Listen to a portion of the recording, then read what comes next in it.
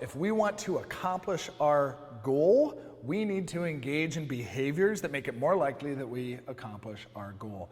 And a tremendous way to save energy when engaging in action and behaviors is to make that action and behavior habit.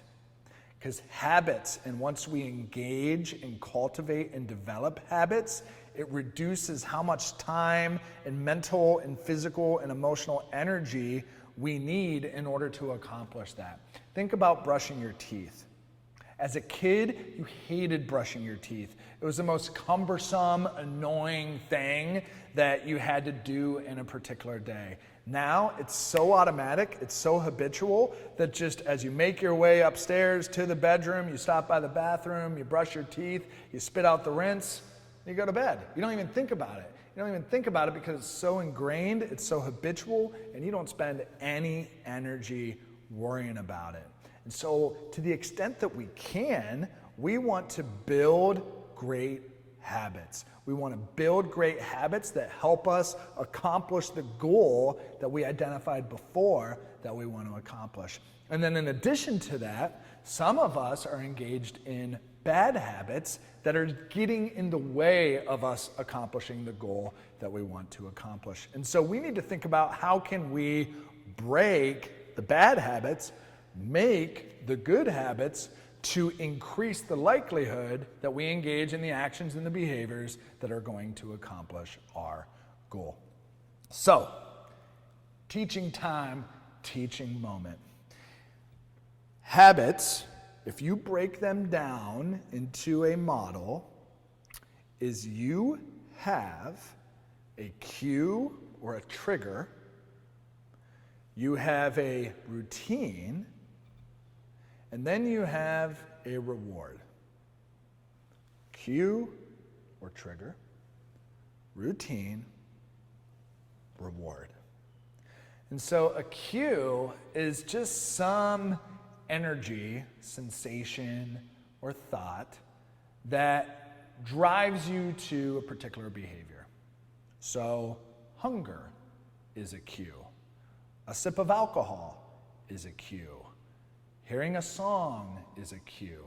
There's all sorts of cues that occur in our life, okay? Then we have the routine. So, in the sake of the hunger cue is going to trigger the routine behavior of putting food in my mouth. So, a routine is any behavior that happens as a result of the cue. And these behaviors can be good behaviors or they can be less positive behaviors. Okay? And then as a result of engaging in that behavior, you get a response which is either positive or negative. If it's a positive response, meaning that you feel good, you're going to be more likely to start that cycle again in the future. So for instance, I get hungry, I feel that cue, I eat pizza.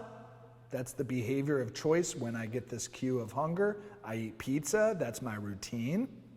And as a result of that, the response or the reward is dopamine rush. This feels good.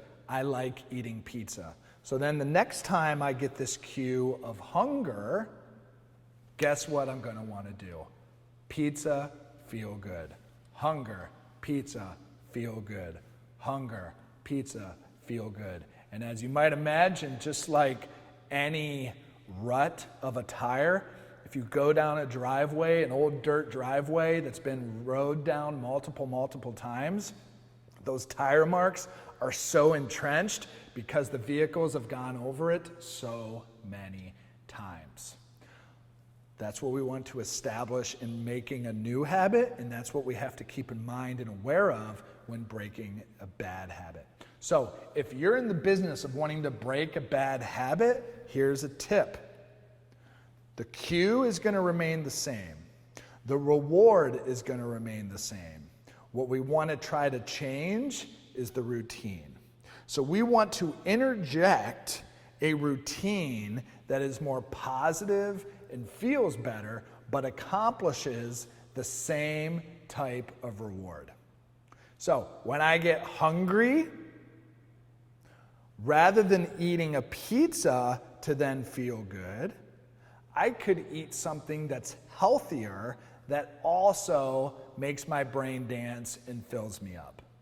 So I could eat a buffalo chicken salad that still is kind of a sexy enough salad. It's not pizza, nothing's pizza, but at least it's a sexy enough salad that accomplishes a bit of brain dance that then increases the likelihood that I will make that healthier decision in the future. And so I invite you to first off identify what are some of those habit cycles that you experience, that you deal with on a day-to-day basis. What are they? Do you find yourself stress eating? What's the trigger that causes that stress eating behavior?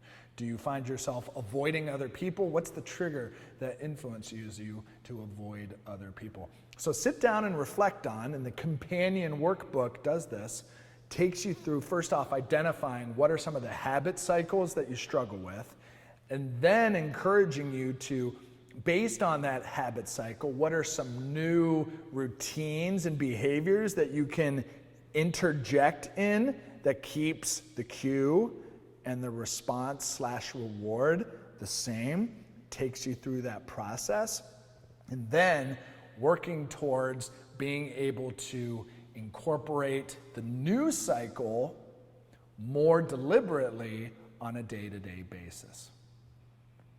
On a day-to-day basis. And the way that you do that, little side tip, is to make it too easy to fail.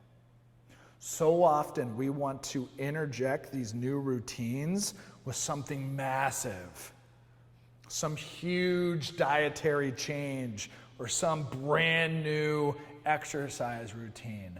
Start off by making it too easy to fail and build from there. Build from there. Okay? So, in order to accomplish our goals, we need to engage in actions and behaviors. The hope is that these actions and behaviors can become more automatic and habitual, so we don't have to use as much energy engaging in them, and we can use our capacity for habit in a way that is enhancing instead of destructive. So let's all work together to identify what our cycles are and how to turn them in from bad habits into better habits. Talk to you soon.